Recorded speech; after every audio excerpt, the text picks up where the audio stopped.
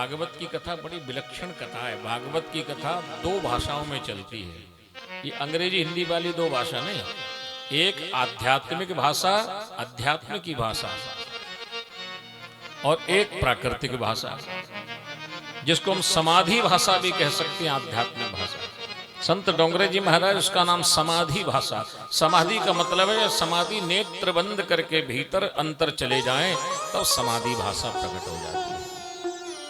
तो यहाँ पर जो है वर्णन है, नारद जी महाराज को जो भक्ति देवी बोल रही है, समाधि भाषा महिमानो बोल रही है, ये शरीर ही हमारा वृंदावन है।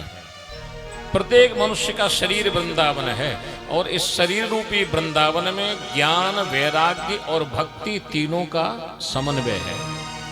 हर व्यक्ति के अंदर ज्ञान है, हर व्यक्ति के अंदर वैराग्य है, और हर व्यक्ति के अंदर भक्ति भी है।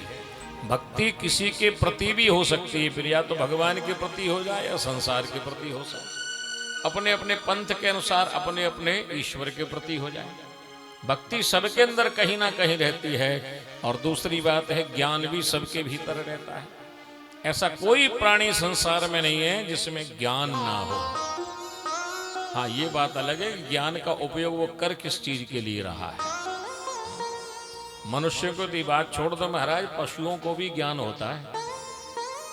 आप किसी श्वान के सामने रोटी डालो, कुत्ते को रोटी डालो, अगर वो आप उसके लिए नए होंगे तो एकदम नहीं आएगा, पहले आपको 2-3 बार देखेगा कि खिला रहा है कि पत्थर तो नहीं है हाथ में मारने के लिए इसको।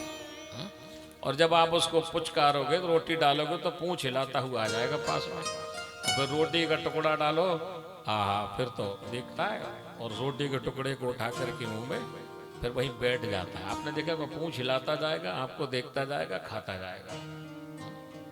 लेकिन कभी किसी के घर में दरवाजा खुला रह गया हो और कोई मोहल्ले का कुत्ता कहीं हो, सड़क वाला वो आ जाए और रोटी को चुपचाप से उठा करके वहां से भागेगा कि वहीं बैठ के खाएगा है?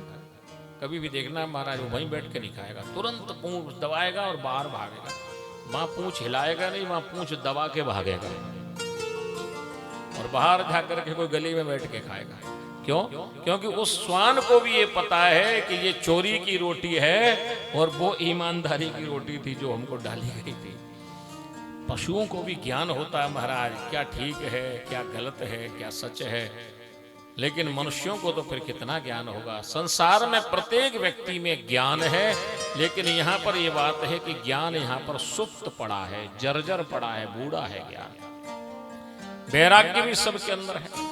घर में कभी कभी ऐसा हो जाता महाराज, जब घर के लोग सुनते नहीं तो मन में कभी कभी विचार आता, छोड़ो छाड़ो इन लोगों को, परेशान हो रहे हैं कि नहीं, सुनते तो है नहीं। लेकिन वो वैराग्य ज्यादा देर टिकता नहीं है, थोड़ी देर आएगा फिर वहीं वापस मन में कहेंगे अपने ही तो हैं, कहाँ जाएं छोड़ के।